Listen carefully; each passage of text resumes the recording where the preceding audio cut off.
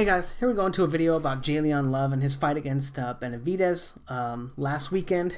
And what I wanted to talk about again, and it's a very common theme in boxing. It's very common. It stops a lot of fighters from getting that A-level grade because they don't have any defense. And when I talk about defense, I don't talk about just being able to slip and roll punches.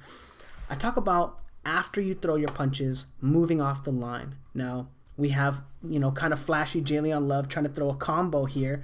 And notice after the first punch, he commits a weight transfer. If he were to move off the line here or control Benavidez, he would be fine. He would get that free body shot, but he stays on the line and eats a counter punch from his opponent. Again, throwing the right hand here, right?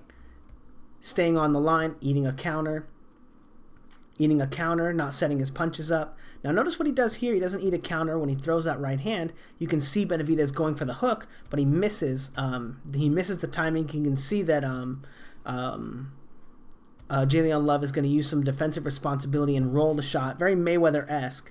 But look what happens when you try to use regular defense against a high-level opponent.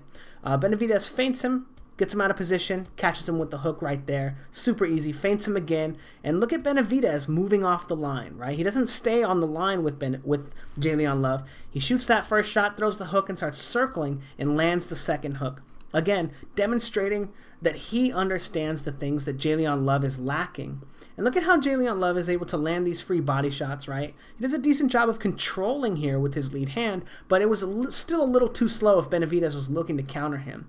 But again, one of the problems, again, is not transferring his weight and not following through. Notice he shoots this perfect body shot right here, but he stays here. He doesn't control his opponent with his lead hand. He doesn't control his opponent with the hand he just punched. He doesn't roll. He doesn't move off the line. He doesn't pay for it there, but watch how he pays for it here instead, staying on the line with his opponent after landing some good shots, right? And then eats just a huge left hook because he stays on the line with his opponent. And that's something that you really want to avoid. Not only do you want to avoid it on offense, but you want to avoid it on defense too. Notice all these fancy movements from J'Leon Love, and he's still getting pieced up. He's still eating big shots.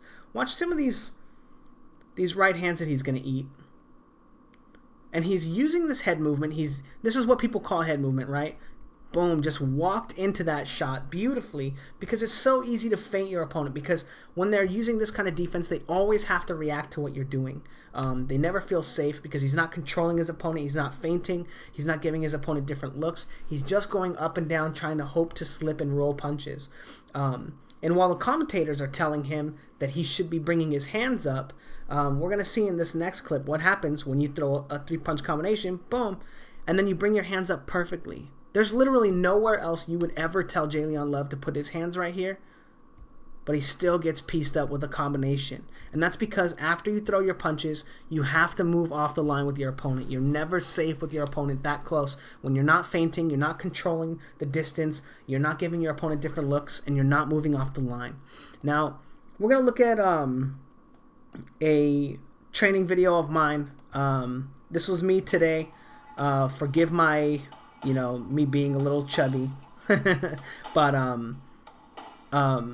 what I want to focus on is moving off the line. Notice after I throw my right hands, and this is specifically what I wanted to work on, throwing your right hand and then slipping and moving off the line and feeling comfortable moving off the line.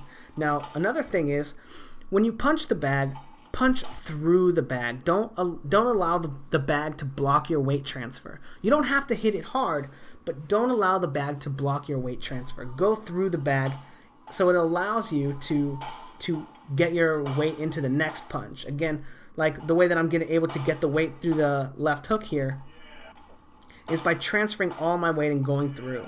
Now, you're not always going to fight like this, but you want to make sure that you're always transferring your weight. And you're not blocking yourself. And again, right, throw the right hand and then roll and move off the line with the little pivots and just continue circling. It's just me warming up a little bit. Anyway, let's see if I can get to that. Okay, and now I was talking to the camera here. You can't really hear it, but I thought you would because you could hear the punches and stuff.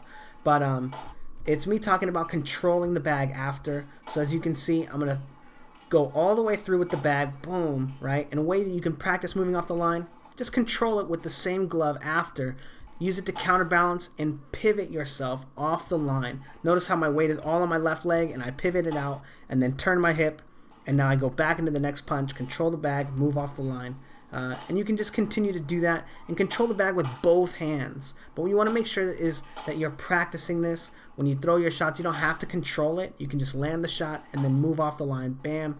And just continue to follow your weight and move off the line. As you see, a little bit of head movement, bop, right? And then you duck and you kind of, you know, roll and give the bag a little bit different looks. But every time you transfer your weight, you change your head slot, boom, and then when your weight shifts to your left leg, you push it off with your left leg by creating a pivot and moving your weight back to your back leg. And yeah.